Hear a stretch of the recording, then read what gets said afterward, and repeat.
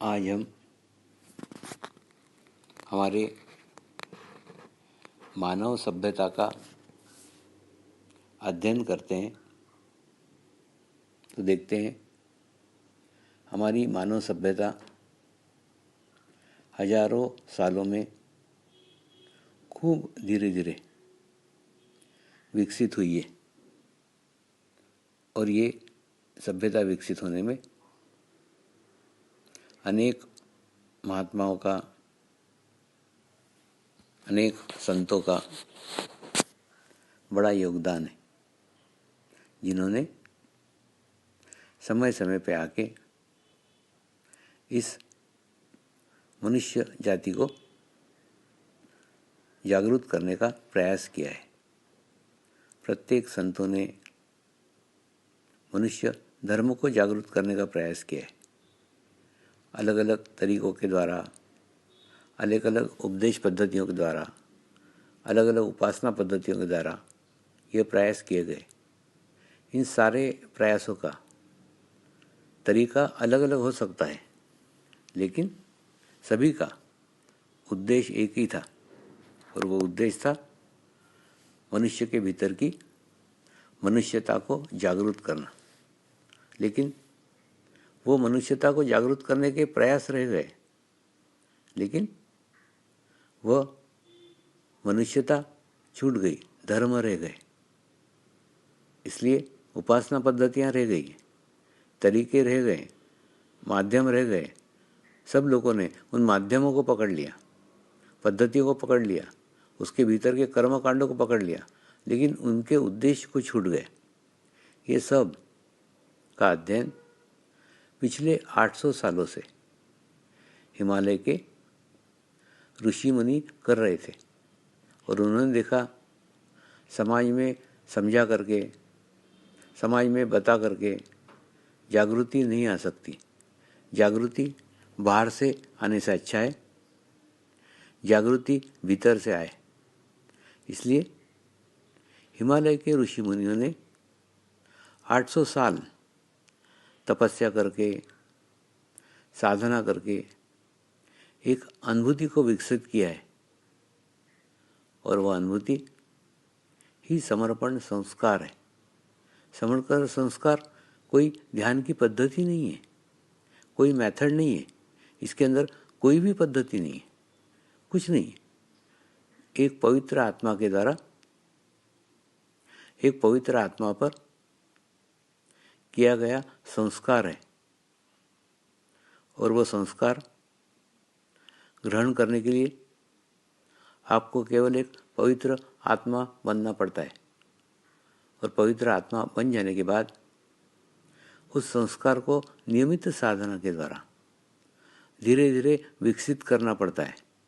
और जैसे जैसे आप विकसित करते वैसे वैसे आपके भीतर आत्मा के गुण विकसित होना प्रारंभ हो जाते हैं और देह के दोष धीरे धीरे दूर होना चालू हो जाते हैं। इसलिए इस संस्कार को के द्वारा मैंने अनुभव किया कि पिछले 22 सालों से मैं अलग अलग देशों का दौरा करता हूँ और आज आपको पूर्ण विश्वास के साथ कह सकता हूँ कि अगर मनुष्य को मनुष्य के साथ जोड़ने के लिए अगर कोई तरीका है, कोई मार्ग है, वो एक ही मार्ग है, वह है समर्पण संस्कार साधना। उस संस्कार साधना के द्वारा सबको समान अनुभूति होती है। फिर वो व्यक्ति किसी भी देश का हो, किसी भी जाति का हो, किसी भी धर्म का हो, किसी भी देश का हो, और वह अनुभूति के द्वारा यह अनुभव होता है कि सारे मनुष्य एक ही हैं, हम सब समान हैं, हम सब एक हैं। ये समानता का भाव उसके भीतर स्थापित होता है। परमात्मा की दो विशेषता हैं, एक है समानता और दूसरी है निःशुल्क।